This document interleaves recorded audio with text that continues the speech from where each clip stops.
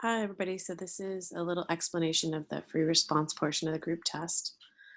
Um, the first problem was about sugar content in two different kinds of cereals, and you were comparing box plots. And so question A was asking to compare.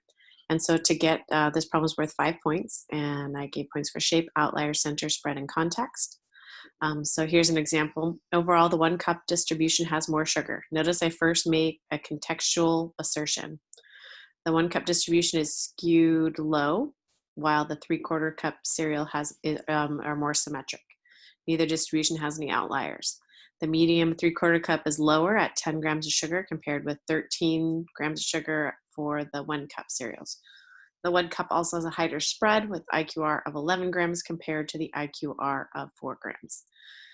Please notice that I did give credit even when specific measures weren't mentioned, but here mine all have specifics. So check your feedback.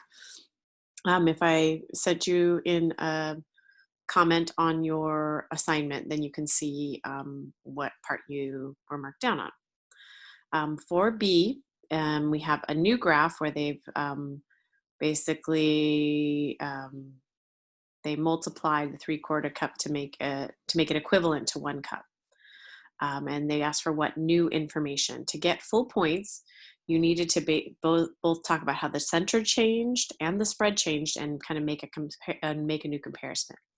So from the correction to the serving size, we can now see that the 3/4 cup has median of 13 grams, or just a little higher. The IQR is also is larger at 5 grams, but still considerably smaller than the 11 grams of the 1 cup. So notice I now talk about the medians. 3/4 cup now is a little above, and I also talk about the change in spread. Okay, for part C, um, it asks for how you would expect the mean amounts of the sugar to compare for the different sizes. So you need to talk about the mean of the 1 cup, the mean of the 3/4 cup, and then the comparison. The means, and then talk about shape and comparison.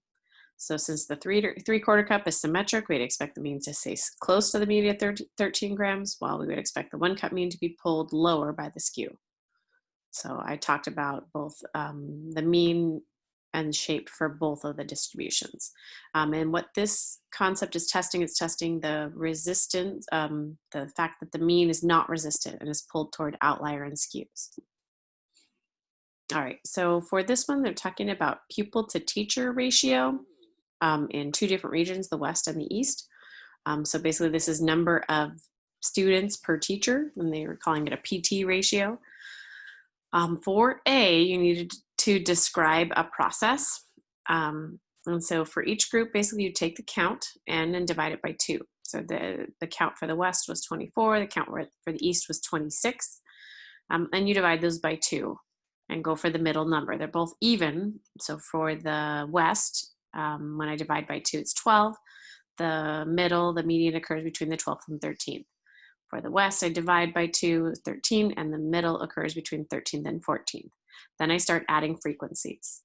At this 12, between 12 and 13, there's 1, and then 13, 14 is 4, plus 6, plus 3, and I've gone past the 12th, and the 12th and 13th happens in between that 15 to 16 range. So 15 to 16, the median is between 15 and 16 pupils to teacher. For the East, I start doing the same 2 plus 4, and then plus 11. Median also occurs in that same interval, 15 to 16 pupils to teacher.